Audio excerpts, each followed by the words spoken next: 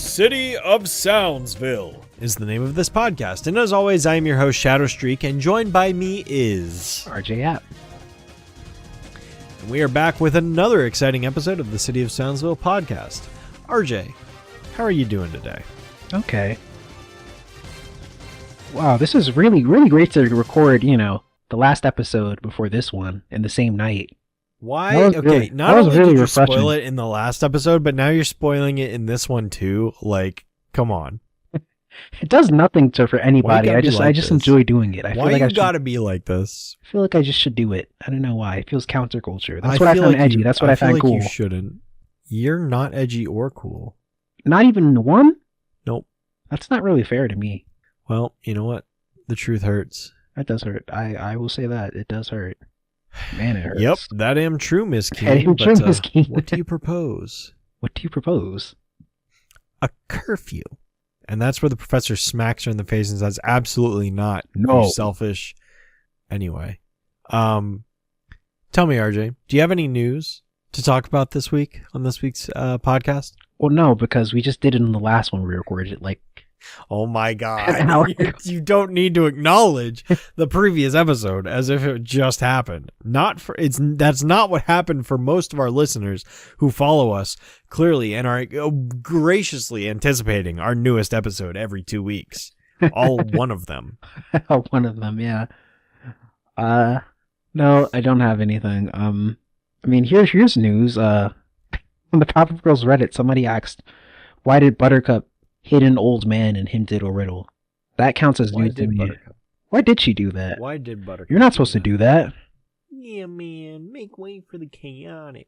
Anyway, that's a reference. Something from a long time ago. Yeah, it is. It is. Yeah, so might as well just get into the episodes. Oh, that's it? You don't have anything more to say? You're just going to talk about that Reddit post briefly and that's it? That's awesome. Yeah, that is awesome. Okay, well, I guess we're just getting right into the episode because we don't really have anything to lead this one with. So, that being said, let's go ahead and jump right in. So, this week we're going to be talking about Season 3, Episode 6, which consists of 3 Girls and a Monster and Monkey See, Doggy Two. Obviously, we're going to start with the first of the 2 episodes, as we always do in these episodes of our podcast. So we're going to go ahead and start with the first episode called 3 Girls and a Monster. The episode title is referencing the film 3 Men and a Baby, just, kind of replacing it with Powerpuff stuff. So in the episode, basically, there's a giant dinosaur monster that is rampaging all across the city of Townsville, and Blossom and Buttercup keep arguing over how they need to defeat the monster. First, Blossom does her plan, then Buttercup does her thing, then goes back to Blossom, then back to Buttercup, back and forth throughout the entire thing, while Bubbles just kind of tags along. Eventually it gets to the point where both of them have proven themselves completely unsuccessful. Bubbles flies up to the monster, asks it very nicely to leave. It does, and then she screams at both of her sisters, and that's the end of the episode. And calls them what? Doo-doo-headed willies? Doo-doo-headed ninnies. Ninnies. Ah, not willies, it's ninnies. Okay. You big, fat, doo-doo-headed ninnies. And she flies away. This episode is one of the most simple premises in the entire show. Yeah. One of the most simple. Like, it is bare bones basic as basic as you can get. The girls fight a monster. This could almost be the pilot. The entire episode is just Buttercup and Blossom arguing, trying everything they can think of according with the way that they would strategize or go about fighting this monster through their personalities. And it's hilarious, and it's great, and it's fun, and it's interesting, and it's like, it plays into the same thing that the Bear Facts did, where it's like each girl their personalities are clashing with how to handle this problem. And that's honestly, when we get episodes like this, like, that's kind of the show at its peak when it comes to the way the girls interact with each other. Like, it's just great. It's hilarious. It's fun. Best rainy day adventure. Same idea. The girls were clashing personality wise. Like, anytime that there's an episode where this happens, it's fantastic. And this isn't even the only episode in the season where this happens, because not to get too far ahead of ourselves, but literally the next episode, it's the same thing again, but we'll get there when we get there. So not Monkey See Doggy 2, but like season 3, episode 7. But anyway, we'll get to that one next episode. Anyway. Yeah. I love this episode. This is one of my favorite episodes of the show. It could almost be like a pilot sort of the show, right? It could be. In a way. Oh, this is one of your favorites. That's interesting. It is. I genuinely like this episode. I think it's hysterical. I don't know if I put it in my favorites, but I do remember this was one of my favorite ones to watch as a kid, specifically because I like any sequence that has action with Jen Venable's music over it. Yeah, and this episode's full of that, between Blossom's plan and Buttercup's plans and all that stuff. Also, just like that, there's a lot of action, a lot of comedy. That when they're flying to town, that is the coolest thing ever. It's like nothing's happening in it. It's literally just cool. It's just cool cutting and music. Yep. And it's a reused cue too, because this one, shots. I believe this is one from when they were fighting Fred the Monster in season 1. Almost works better here. Mm-hmm. The scene was like, I guess, what is Blossom's attack called? Alpha Omega Atari?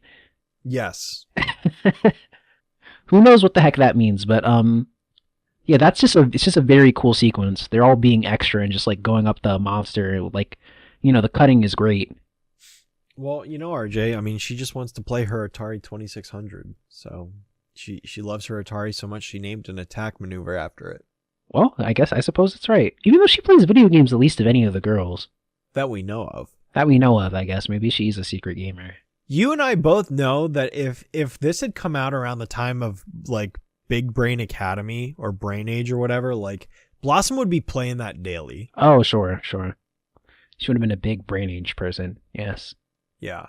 I mean, Blossom strikes me as a big-time Sudoku player, too. Right. We didn't even cover, like, the beginning sequence. I love that gag with the banana. Also, before we transition to that, just a really fun fact. When I was a kid, for some reason, I called Sudoku, and I don't know why I did that. Anyway, continue. Yeah, I don't even know why, because, like, the vowels are clearly where they need to be. Like, I don't know how I turned Sudoku into Sudoku. Well, you know what? Like, I flipped the U and the O. That's at least makes no sense. That's a smart mistake to make for a kid. I used to think nostalgia was Neglostia because I never heard it said. Neglostia, which doesn't make sense. You might have shared that like 2 years ago. I think I did, but like I was like Neglostia. That's just so stupid. That is funny. That is like I'm trying to think if I had any major like mispronunciation flub ups like that. I can't think of one off the top of my head, but my one friend who I'm still friends with to this very day, when we were younger, he always called Bowser from Mario. He always called him Browser. And a lot of people did that. He's not Google Chrome. He's not Internet Explorer. He's not a browser. He's Bowser. There's no R there. Wow. Oh, wow. Anyway. Such hatred for browsers. Sorry, I had to let that out. That tension was built up there for a little bit. Had to get it off my chest. I'm sure I made the same mistake too. I do remember calling him browser probably once or twice. Of course. Calling Mario, which I quickly realized I was very wrong. That's another one. I'll be honest, RJ. Please explain that to me. How do you get that wrong? What, Mario? How do you call it Mario? How do you do that? Well, every parent in the world calls it Mario. It's like, wow, who is that plumber? That dude looks cool. Oh, that's Super Mario. So it takes a while for you to get weaned off of that. Like, It's never been called Mario in the history of forever. I think that's a rule. Like, parents don't know how to say the names of Nintendo games. They can say Pikachu. Maybe now they can. Who knows what they call? Maybe they call Kirby, like, I don't know. Maybe they call him Cobby or something. They just can't say it, no matter how. You and I both know that people don't call Kirby Cobby. Maybe they do call it Cobby. They call it, you want Cobby? My son likes Cobby. Somebody should do something with that. I like that, Cobby. It sounds to me like you just made that up on the spot. I did make that up. I totally just made that up. That is 100% just hot air. See, but to your point, like, yes, like, okay, I get what you're trying to say, but like, again, parents could say Pikachu. It's just they called every Pokemon Pikachu. Sure. That is. But that's a different thing. I don't know how you look at Mario and you say Mario. I don't know how you do that. I don't know. How does that happen? They just see another R in there. But if you change the O to an A, you're not going around calling her Maria. Hi, Maria. No, it's Maria. You know what? I actually forgot about this, and I don't even want to call this. So at the very least, they could go Mario. You know what? I would believe Mario before Mario. You want to know something funny? I believe my mom's friend as a kid just like said like I'm sure she was joking, but I took it as gospel. She said, Mario was like Spanish for Mary, which is just like wrong on like two different levels. Actually, Oh no, my that's just completely wrong. That's completely That is wrong. 100% just wrong, and I think that's just really funny. He's not Spanish, and no, it's not, and it's not his name, so very funny. That's not my name. That's Not not my mine. name. Bud's not her name. It's Buttercup. Imagine the reality that if like her name was still Bud, which by the way, if you didn't know, which I think you should know if you're even a fan, that like Buttercup's name was originally Bud for like not even like it was changed before Whoop Ass too, so it never made it to like any media. But like, what if they just left her name as Bud? I don't really like to think about that, RJ. That's I don't so even weird. want to Imagine think how about that. awkward That the just theme doesn't song feel would be. right. Any of the songs would be in that show, like the ending theme.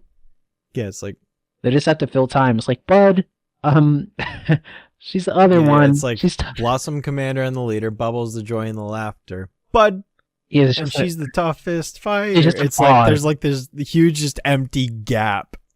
Yeah. Blossom, Bubbles, and Bud. Yeah, dedicated their lives to fighting crime. Yeah, just have to fill in space. Right? Yeah. Yeah. Yeah. Buttercup is definitely a way better name. Even though it just begins with a B. But anyways, like that beginning sequence, the wins teamwork award is fun. Even though some of the characters aren't really drawn in the same style. Right. I noticed that too, yeah. Which I kind of like that they let the show's look evolved, but I think I would say the art direction is probably a little bit more consistent in the Craig Kilman sequences, but I prefer some of the stuff after he left. I don't know, so it's an interesting thing. Like, yeah. Definitely. I mean, the backgrounds in this aren't like super daring. No, also the color scheme of this one, it's just white and yellow. White and yellow, yeah. Which not the most vibrant one. It's very kind of just laid back. I mean, I would very suppose, bright. I wonder though. if that was intentional. Because here's the thing. So I have well, okay. Finish your thought first, actually, before I say my thing. No, I was saying I wonder if first. it's just because I think this episode uses more city backgrounds than average because of all the action in it. So I wonder if that's why they kind of look like they put less effort into it. Well, I was gonna say like that could actually explain why the city is white. Yeah. Like they didn't have to like put as much detail in like different shades.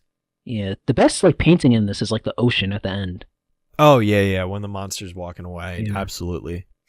What I wanted to say though about this episode is two things actually. So back in 2013, which I've alluded to before, is when I rediscovered this cartoon basically, because like I watched it when I was real young, fell out of it. When the CN City era came on and Powerpuff started to air less and less, I saw it less and less, kind of just forgot it existed. Came back to it in 2013. That was the first time I ever experienced nostalgia. Legitimately, like this show is the first thing I was ever nostalgic That's for. the first in thing my you got life. Naglastic over. Yes, it's the first thing I ever got Naglastic for, ever. Period. Flat out. And so like that's what made it mean so much more to me is like 2013. Like I was experiencing that for this was the kind of I had my Winter Soldier moment of essentially just being like something inside me was triggered, and all of a sudden I'm like, oh my god, like I'm getting older, I'm not a kid anymore. Like at that point I was going into my junior year of high school. Like I'm not a kid anymore, I'm growing up, like this and that and the other thing. And it was a very important part of my maturing when I was younger. And so I hold this show very closely for those reasons too. But I remember during that time, like the summer of 2013, I started watching Boomerang because what ended up happening is, so in 2009, like the Christmas of 2009 going into 2010, my parents got me a laptop for Christmas. And then 2 months later, I discovered Let's Plays on YouTube. And that became my main form of media entertainment. I dropped Cartoon Network, I dropped Nickelodeon, I dropped everything. And how did that turn out and for from you? 2010, really well actually, because I ended up becoming a YouTuber. Oh yeah. And I still watch some of those channels to this very day, by the way. Channels I discovered in 2010, Wow. I am watching almost 16 years later. Which is crazy to me. That is actually. Because it's more than half my life. More than half my life, I've watched some of these YouTube channels, and they're still uploading to this day, and I'm still watching them. But anyways, long-term dedication aside, I discovered Let's Plays. I dropped Cartoon Network. I dropped Nickelodeon. I didn't watch any cable television or, whatever. I never watched any of it for like 3 years. I basically avoided it. That's why I never saw Adventure Time. I never saw a regular show. I never watched, I never got into those at that time because I was watching Let's Plays because they were more interesting and more fun for me. I was not satisfied with where Cartoon Network was at in 2009. I gave up on the channel. Like Chowder and Flapjack, they got me a little bit, but other than that, I gave up. And Total Drama Island, actually. But other than those shows, which they were kind of on their way out already, fell out of the channel, stopped watching it. You like Nickelodeon, same deal. You like Total Drama Island better than Adventure Time and regular show? Yeah, I never watched those shows when they were coming out. Interesting. So then I hopped on the internet in 2013. I remember getting home from school one day, blah, blah, blah. Long story short, I somehow got back to Powerpuff Girls and I saw some clips and I was like, oh my God, I remember the show. Oh my God, I remember this. I remember that. I remember this. I remember that. And I was having memories triggered and being basically brought back in my head that I had completely forgotten about. It was literally a Winter Soldier moment. And then I just got sent spiraling down this huge neglastic track. And I got into Powerpuff, and yeah, 2013 was the year of Powerpuff for me at that point. Sent you down all of that to say, over the summer, because I was, I wasn't in school and I didn't have a summer job yet, I was watching a lot of Boomerang. And over that summer, I watched, I think, Kids Next Door, I watched Teen Titans, and I watched Samurai Jack, and I watched Powerpuff Girls. All of this tangent stuff to basically say that I remember that this episode, Three Girls and a Monster, was used in a lot of the bumpers. Yes, I remember. For Powerpuff Girls on Boomerang. They would reuse, this episode was one of the most, there might have been one or two other ones, and I can't remember what they were, but I remember, that shot of the girls landing on the street, flying over the city and then landing on the street, that was used for, almost every single I can tell Powerpuff you bumper. exactly what they used. They used one from The Boys Is Back in Town. They used one from, Major Competition, and the other one is the next segment. Yes. Yep. That's right. And I do like that they got Tom back as the mayor and the narrator. Mm-hmm. Yeah, so I definitely have distinct memories of that. And then I also remember, because I would watch this late at night, because I don't remember when the schedule was, but I think there were times where Powerpuff was on at either 11 p.m. or maybe even 2 a.m. or whatever. I remember watching the show that late at night, and this bumper in particular blinding me because it was bright white and yellow, and it was when I'd be sitting in a dark room or whatever, it was made my eyes bleed because of how bright it was on the TV screen. So that's the memory that I basically have. Boomerang 2 is, I found some of their commercials sort of eerie, even though they're also very cool. Not the Powerpuff Girls. The Powerpuff Girls one was super bright and modern, so they'd have the huge starburst effect. Mm-hmm. Right. Impact frames, I would say, yes. And then the mayor would say, "You're watching the Powerpuff Girls," and he would literally do the Peter Griffin laugh like I just did every time. But yeah, I remember. I think they used to come on because I remember I was religiously watching for a point Dexter, which came on at 9:30. I could tell you that Dexter came on Boomerang at 9:30. Then I think Powerpuff Girls for a while was on 10 and 10:30. Yeah, that might have been what it was. Yeah. Yeah, and I think I remember Johnny Bravo was at 1 a.m. I think. Really? I think they moved it around a lot because I think sometimes Dexter and Johnny would trade places, or maybe Powerpuff and Johnny would trade places. So they'd have them on, and I remember that ad that it was the Powerpuff Girls are now on Boomerang, would just be on the network for 6 years. It's wow, so the Powerpuff Girls are still new on Boomerang after 6 years. Very fun. Fun bumpers for it. PBS, very funny. Very funny. Always and forever. And how do I remember what we were on? Oh, we're talking about the white backgrounds. What did that have to do with the white backgrounds? Yeah. It blinded my eyes. Oh, at night right, when I'd watch the episode on Boomerang. Got it. I thought you were talking about the impact frames. Got it. No. I'm talking about the whole color scheme of the episode being so bright. Yeah, it's kind of weak, but yeah, I feel like from a production standpoint, they didn't want to paint all of those backgrounds. Yeah. I mean, there's even a lot before the action begins in the beginning of the episode, so. Mm-hmm. But yes, I love that banana gag so much. Like they have a good-hearted laugh about it before he sticks the gun back up, his red gun back up at him. Yep. The red one, yep. How do you feel about the old lady passing out?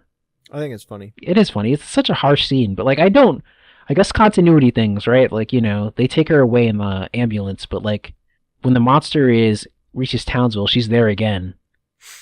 Yep. She's perfectly okay. She's fine. Don't worry about her. Like she just came back from the hospital and she passed out again. I mean, it is kind of funny to see her pass out and just like jumping in the air. Sort of sad. And Elroy Jetson, who pretty much, put this old lady in critical condition. But like, just a lot of fun gags. Yeah, it's full of great jokes and great gags and everything. I mean, I love just seeing the two sisters argue back and forth, constantly butting heads. And so much entertainment value out of that. I do like the standards and practice funny stuff too. It's like they have to acknowledge that the mayor is drinking apple juice instead of alcohol. Yep. Fun sequence though. Oh yeah. So that's my interpretation of this was always that he crushed the mayor's office, but I guess he's crushing just like the front of it.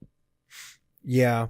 That's how I always took it too. But also it's fun to see him crush the mayor's office, so maybe it's just a cartoony thing I shouldn't take seriously. Maybe the mayor is dead in the canon of this episode. So. I don't know he's dead. He's probably just under the rubble. He'll get up. He'll be fine. I mean, I guess the show is a little more consistent than Dexter's Lab, I guess, because I feel like if this happened in Dexter's Lab, they would have just killed Dexter. Oh, yeah. Yeah. Dexter's way less consistent. Because, like, the world has been destroyed, like, 6 times in Dexter's Lab, which I also think is fun. Mm-hmm. And I think it's really the first one that goes over, like, goes over the fact that the citizens of Townsville have to deal with, like, delays in traffic whenever there's a monster attacking. Because I think like the later seasons get a lot of good mileage out of that, which I actually like. They do, yeah. Yeah. There's like the first time. I mean, plus there's like bumpers. Like there's that one. Yes, bumper yeah, that's right. Going to work. I love that bumper. That is really good. Yeah, born and raised in Townsville. Yep. So fun. Mojo turned the city into dogs again. Like it's just another thing that happens. He has a change of clothes. Yep. Mm-hmm. Like he's born and raised. He has to close the blinds because the eyeball monster's looking at him. Yeah. Yeah. Right. And I like that Blossom crosses the police line. I always used to try to do what the mayor does with the apple juice. Oh, it never works. I mean, I don't think the mayor I could never do it. I could never pull it off. Where did that practice originate? Is that like a film that everybody's referencing? Because I think Family Guy had a gag similar to that. Maybe. I have no idea. Yeah. Yeah, but it's funny to see like Blossom and Buttercup crash. And it's there's a fun little thing too, is like Buttercup is generally concerned that Blossom is hurt in one scene. So, like, she has to make sure she's okay before she makes fun of her. Before she does her. Which is, like, what a sibling would do. Yeah, exactly. You dork.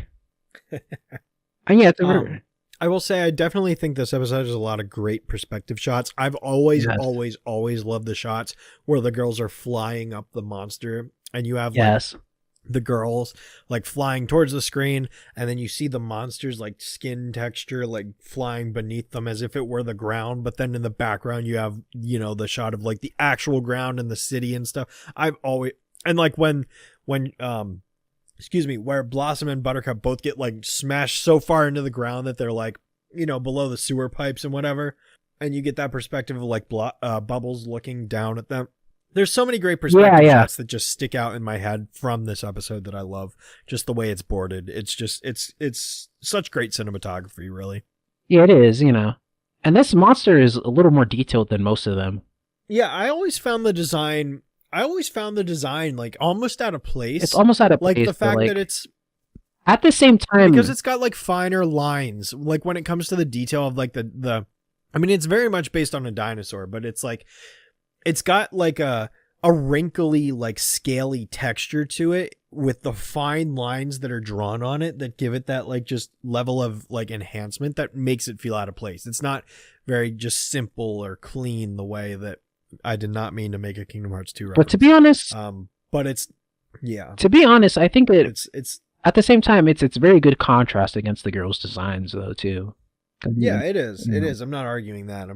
It does feel out of place compared to all the other monsters. Yeah, sure. From this show. I have to say, I do like Blossom going around with her fancy little patterns, and then like the monster's just so sick of both of them. Yeah, Oh, I love that shot. Yeah, where he's standing there and like Buttercup is just like zigzagging or whatever, and Blossom's doing her weird, fancy And he's pattern or really whatever, sick of and it. he's just standing there with like this most unamused look on his face. Like they're just wasting his time.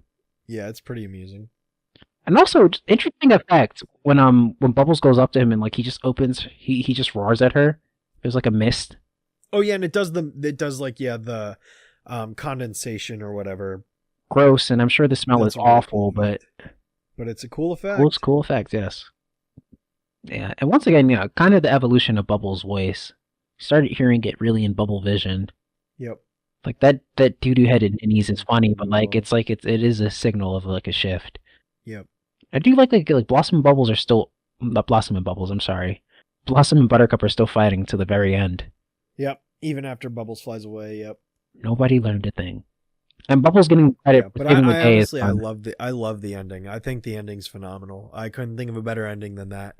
Just Bubbles just flying up and being like, "Hey, could you please leave? Bye."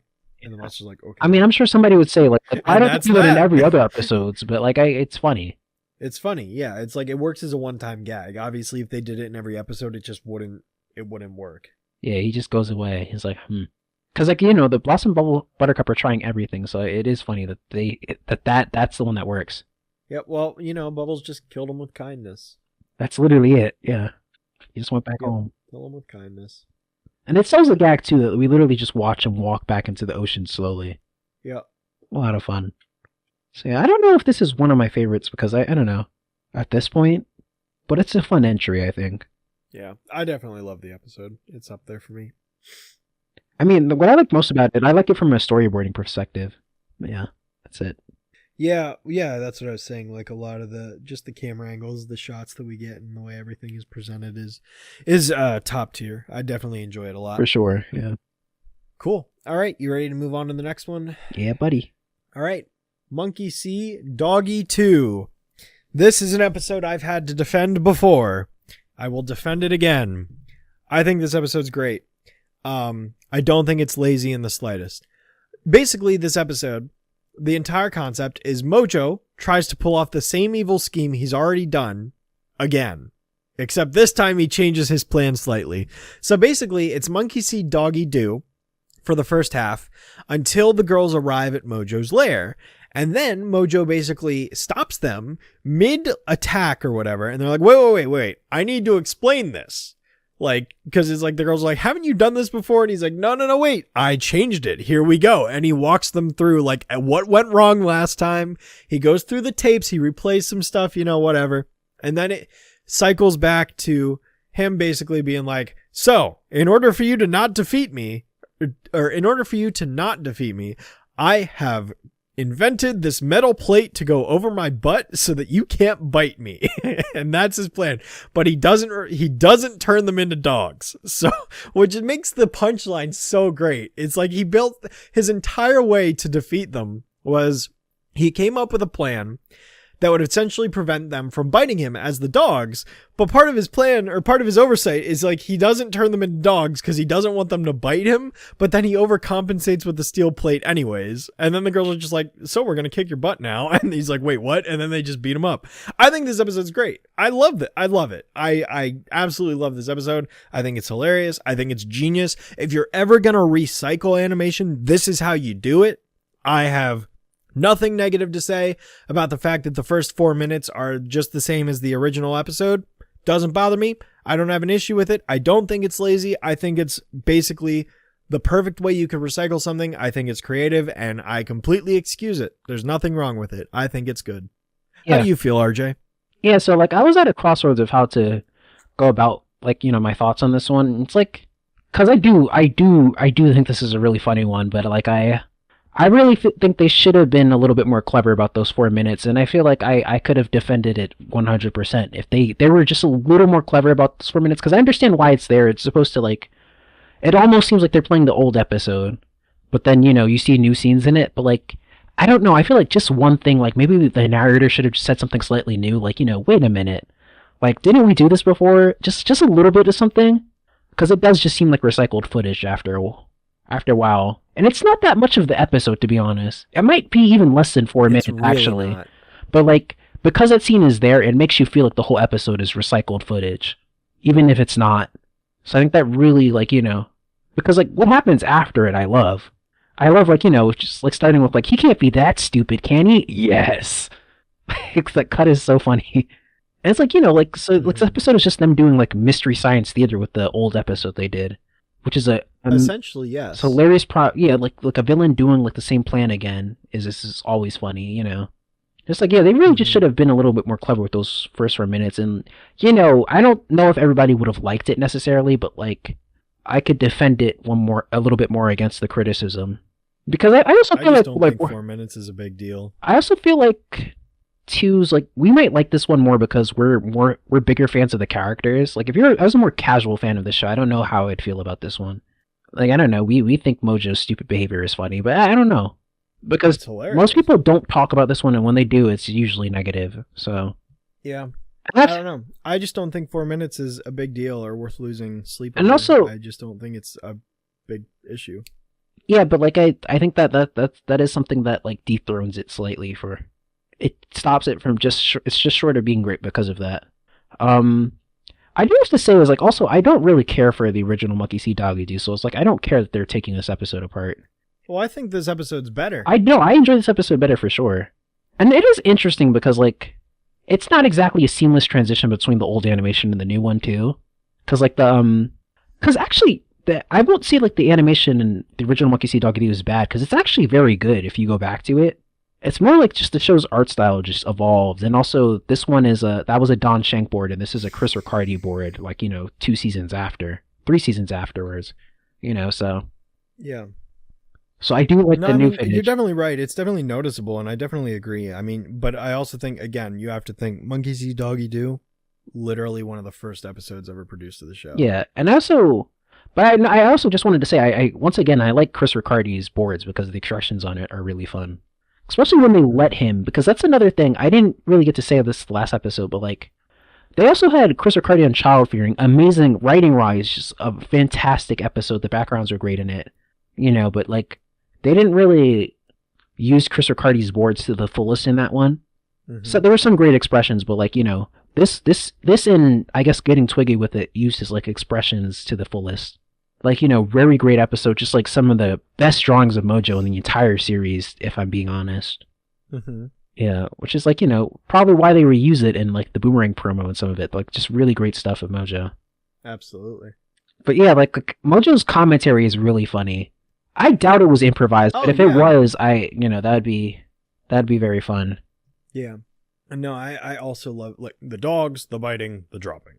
The dogs, the biting, the dropping. Yeah. Once again, the dogs. Okay, we get it. Yeah. Yes, and now you will get this. There's another. Okay, here I said some really cool stuff. Like, that's one of my favorite Mojo stuff I was saying earlier. Because, like, which was barely in, like, the original Monkey See Doggy Do, other than him saying all right, okay, when he's making the dogs command. That's one of my favorite things when he's just, like, low key and, like, very subtle. It's like, okay, I said some cool stuff here. Like, that is. That type of Mojo dialogue always makes me laugh when he's just, like, super casual, which is funny because none of, like, it's the same thing. None of the revivals do talked about when we talked about the slumbering with the enemy commentary, because it's like it's just Mojo commentating over like, what he sees happening. Like the simple lines like that. I could watch you. Yo, Mojo should have become like a commentary YouTuber where he just comments over, like, movies and stuff. Like, dude, I'd love that. Like, I don't like I'd watch him. Like, I love the reiterating, but, like, some of the funniest stuff is always the casual stuff, and they never do it in any of their revivals or, like, any new stuff Mojo shows in. Like, he never gets to do all that casual stuff. It's like, oh no, this is stupid. Oh, that's good. Stupid. Yep. Like, he's just a fan of filming this too. Yeah. I love the part where, like, the girls are fighting the dogs. He's like, all right, we can skip this part. This part sucks. Stupid. It's like the girls are winning. But here, and that's one part that was good, which is the funny. Like, oh, that's good. Yeah. Yeah, it's great. It's hilarious. It's Mojo. And, like, my favorite gag, of course, is just like, it's like, how did you get all this footage? We have cameras all over the world. Yes, now shut up. Yes, now shut up. Yeah. Yeah, dude, the writing is it's just on point. It's like, yeah, and especially, like, this is definitely a season 3 quality humor. Yes, absolutely. Like, season 3 is just, like, the funniest season of the show. Oh, it is. Yeah. It is. And again, we've got more where this one comes from, but sure. But yeah, I mean, I don't know. I know I'm like, I hinge on this thing, but it's like just the complaining about the 4 minutes thing. I just don't see how it's an issue. I guess maybe I must be in the minority here. I must be weird because it doesn't bother me, but like it doesn't bother me. I think it's the perfect setup. It literally sets up so that the rest of the episode can basically just play on the concept. I understand that, but like it already has enough like, you know, reused footage on the commentary, and I could defend that, but like it's not that it bothers me so much, but it's an 11-minute show, and I don't know if I could fully defend that against like, you know, its critics. Like that is Yeah, I mean, I guess, but I feel like the point gets lost if they were to have animated it differently. So that but all they had to like, do, they could have just had we're watching the same scenario again, but like it's because like the whole joke is Mojo's doing the plan again. So the fact that it's the exact same thing, like it's, if it was animated differently, like if we had different shots or different perspectives or whatever, I feel like it would lose some of like the joke of the fact that he's doing the exact same thing. Like he's literally doing the exact same thing again. Literally. Because the animation is the same thing. Yeah. Like that's the joke. And once again, I think you get rid of that and you lose that joke. Which in my opinion devalues it. They didn't recycle that much of the, I mean, like, it doesn't take that long to recycled footage in the beginning, but like, no, it doesn't, and that's why I don't get why it's such an issue. But you do understand, right? It doesn't. Putting that in the very beginning of the episode just sours people immediately, even if there's good stuff after it. I completely understand that. I think that's what sours people, so they're not able to see how great this is, because like those first 2 minutes or 2 or 3 minutes, they look at the episode and they say, "Oh, this is just recycled footage. That is so like, you know, that is so crappy," and then like everything great that happens afterwards, they ignore because of that. Well, then they probably wouldn't like Kingdom Hearts 2 either. They definitely wouldn't like Kingdom Hearts 2. I don't even know what that means. Well, that's their loss. I don't know what to tell you. Like sometimes things don't have the best start, but things get really good if you just, you know, give it a chance. Yeah, but you know, I give the episode a chance. It's 11 minutes. Sure, but like, you know, like just from like your review standpoint, I can't 100% just say like, oh, there's nothing wrong with it if you have a complaint about it. I think it would be an issue if this was a regular thing the show did all the time. But this never happens again until season 5 and 6, which we can dunk on for all we want. And even in the city of Clipsville, it happens a couple times for, once again, a fraction of the episode. The majority of that episode, even if it's not a hilarious or great episode, the majority of that episode is new footage, despite it being a clip show. Like, this show does not reuse stuff very frequently. Sure, but, you know. And the times it does do it, it's in service of something. Like, it would be an issue for me if they just reused animation and did nothing with it. Like, I can think of other episodes where it's like the characters, like I think Ed, Edd n Eddy's one, where the characters just sit down and they're basically like, remember this, remember that. Oh, and that's all it is. Actual clip show. More. Yeah. That's different. This episode is not a clip show. I've already explained the joke. I'm not going to explain it again, but it's that way for a reason, and it's so Mojo's plan can be the exact same thing. You animate it differently and you lose that part of the joke. Sure. Like, yeah, you can say, oh, he's doing the same thing again, but like, it's not as significant. It's not as artistically like meaningful because he's not doing the same thing literally. So you lose the double meaning. You lose that creative value there. Right. I think it's necessary, and I think that makes it all the more intelligent. Okay, so yeah, that's that on that part. Then I guess we'll just have to. Yeah, I will maintain my title as the world's strongest defender of this episode, I guess. Because like I wouldn't. This isn't one I would say they, because like Twiggy, we just talked about Twiggy. Like I don't even know if they should have made that one in the first place, but. Well, yeah, I mean, we said that in the last recording. Like, yeah, I think a different episode could have been made entirely. I'm glad this one was made. You know, I don't know if I could completely defend the first few minutes of it, but I'll defend it for you, RJ. Don't worry. Thank you. I got you. I also have to say, a compliment of this episode too is just like the storyboard really keeps it interesting because like it's not like there's not complete action. A lot of it's just like a back and forth drama. So they could have, instead of making it like really flat staging and like boring like animated sitcom would, they had like really intense storyboarding for Mojo. Just a lot of fun drawings and cutting. Mm-hmm. Yeah. Yeah, I don't know what is Chris Ricciardi's Mojos are just so good. Like him pointing to his butt is just like just a funny. Oh yeah, iconic. And he was talking even before he drops his pampas. That's funny too. Like he has like there's a shot with him with like a. It's like wait, there's more. That face is just hilarious. Mm-hmm. Like yeah, I just like he drops his pants and like just really gross. But like he's just such an idiot because like this is so Mojo. Like he of course he would be telling the heroes this like proudly. Like he thinks this is the most important thing he's ever done. Like it's like with the steel metal plate which will protect my hiney. Yeah. And it's very funny too. Like he just wears like crappy like tighty whities under this. Yep. Just such a weird odd detail. Such a Mojo thing. It's such a Mojo thing to do. Yeah.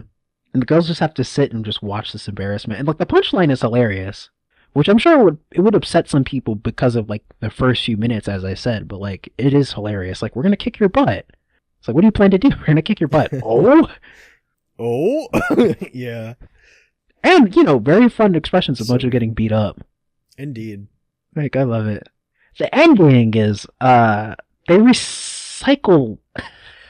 They kind of reuse a gag from another episode. Mm-hmm. Yeah, it's just kind of strange that happens in more than one episode. Like, what did that? Because it kind of happened in Powerpuff Girls Rule 2, so like this happens to Mojo 3 times. He's just got very friendly companions. Very friendly in prison. I don't know how to feel about this because like prison rape jokes are bad. Like I don't think they should be in anything. But like I also did laugh when that dog said woof. Just because it's so stupid. But it's very 90s humor. Yeah. I love the narrator saying the day the saving the girls. Yeah. Yeah, call back to Mojo's gag. Yep. Good stuff. I mean, above all, I vastly prefer this over the original. Same. Because that was never one of my favorites. Even though, like, I saw when we talked about it for the podcast, I was like, it's not bad. I just like it less compared to stuff that came after it. Mm-hmm. Like and also like how the show's evolved. Like this episode is way funnier than that old one. Like like the jump in quality with the comedy is just like, because like the only thing I really found funny with like. I mean, there were a few things I found funny with Monkey See, Doggy Do, but like, this trumps it. In every way. Yeah.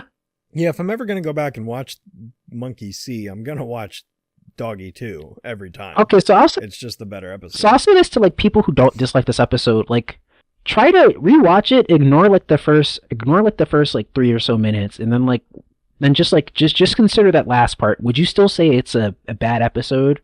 Like I'm actually curious if you just, take that sour taste that like the first few minutes leave in your mouth and just take in the rest of the episode. Like, does that change your opinion or the way you see it at all? Because I really wonder. Because there's a lot of funny stuff, but because I think that did happen with me. Like after a while, I solidly I solidly affirmed that I did really like this episode. But like, I think I did probably watch it once. Just like, oh yeah, isn't this like the recycled footage episode? Then I was like, oh no, this is funny. So yeah. That's my piece on it. Yep. I'll defend this episode tooth and nail. It's a good episode. Fight me IRL. Yes. I think it's up there as well. I think both these episodes are great. And I love them both. Yeah. Okay, cool.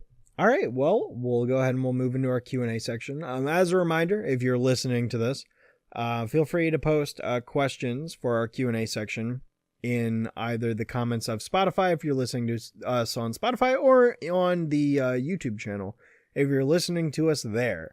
Yeah, or keep an eye out excuse me, or keep an eye out on my community post on my main YouTube channel at Shadow Streak, because that's where I'm pulling all the questions for season 3, because I figured we'd get more questions there than we did on YouTube or Spotify.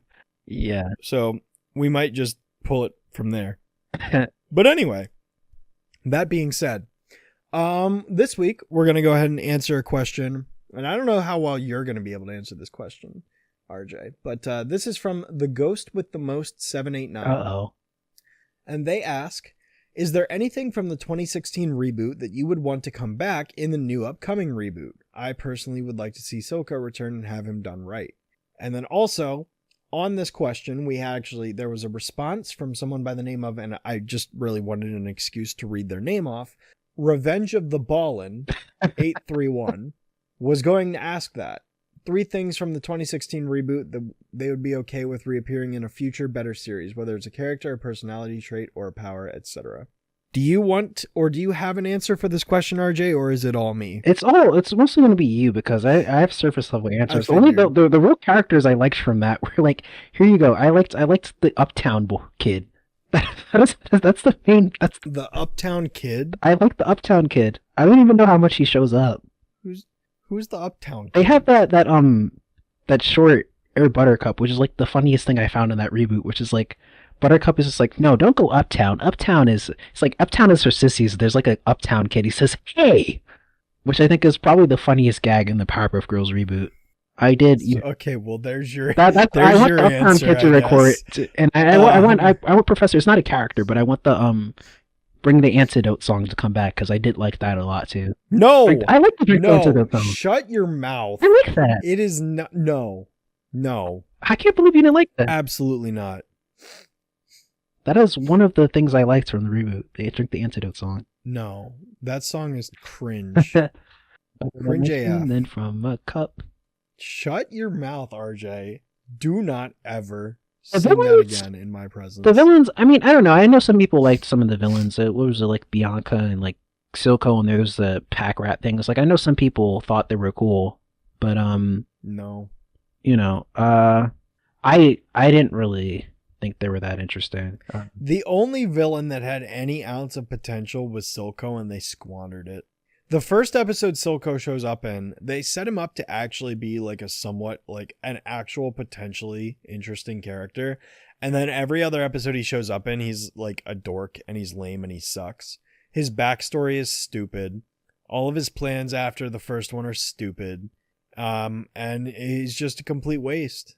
Quite frankly, I want nothing from the reboot to touch anything Craig has ever done or will do.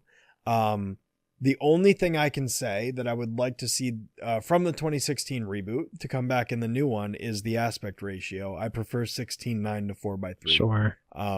So it'd be really cool if a new Powerpuff thing, whether it's a special or a show or a movie or whatever, if it's in 16:9 aspect ratio, like that, if that's the one thing that they have to pull from the reboot, that would be cool. I'd be okay with that.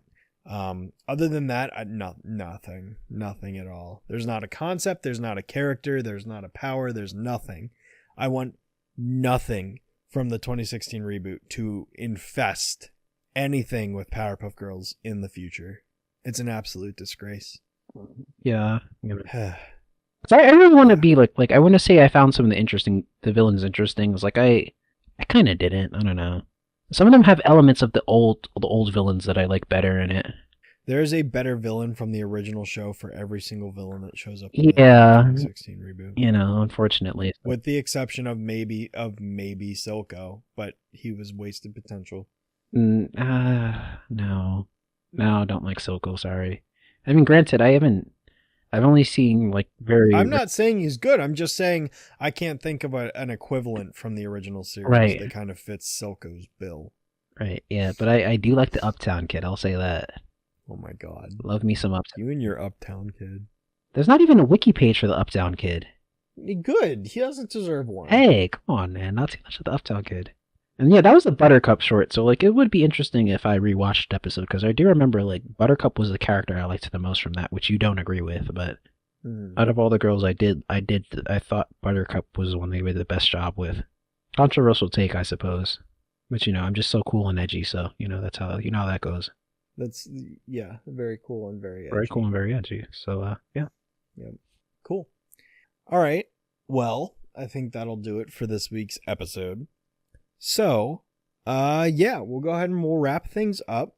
Next time you guys hear us on the City of Soundsville podcast, we will be coming back with debatably the best episode pairing of the entire series, Jewel of the Isle and Super Zeros. Oh my gosh, yeah. Season 3, episode 7. Like I said, debatably the best pairing of the entire series.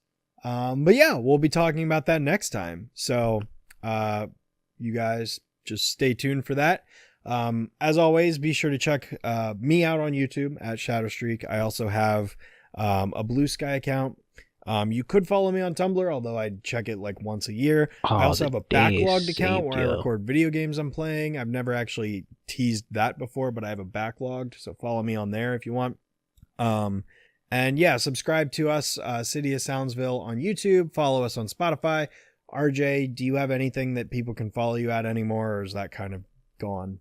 Do you still manage accounts on anything, RJ? Yeah, you cut out for a long time. Oh, did I cut out? I think you cut out. Well, for me, you cut out. Either way. I know, I'm joking. Either way, I was asking, do you have any socials still that you can be followed on that you want to plug, or have those accounts kind of stopped? No. The moment, no. Has it been nice not having any socials? Yes, but I probably should have a social. Well, if you don't, you don't. That's no big deal. So yeah, follow RJ here on this podcast, either on Spotify or YouTube. Yeah. Other than that, RJ, do you have anything else to say before we end the episode off? I always like to ask just to be courteous and polite to you. Which I desperately need. So thank you for being courteous and polite to me. Oh, you're welcome. It was really nice recording this episode directly after the one we did previously to this. Oh my God! Of course you do it again. I shouldn't have asked you. This is the last one we're recording today. This is their last one. Rudely ended the episode. I should have rudely ended the episode. That's what we get for being nice to me. I guess so. Yeah, don't be nice to me, guys. Thank you guys for, listening. Yeah, this is what happens when you're nice to RJ. He just stabs you in the back. Always and forever. Yeah. I won't say happy holidays. Happy whatever. Oh yeah, at the time we're recording this, it is like a week before Christmas. So happy holidays to us. Happy, I don't know, summer to you, I guess. This episode's probably coming out in like May or June. So happy summer. Yeah, happy summer. I suppose. Sandra, are you crazy? Wahoo, it's summer. Wahoo. Well, that's just great. All right. Well, yeah, we'll go ahead and end the episode here. So we'll see you guys in the next one next week. Hopefully you're looking forward to it. And until then, have a good one. I've said it before and I'll say it again. So, once again, the day is saved again, thanks to the Powerpuff Girls. The day, the saving, the girls, the day, the saving, the girls.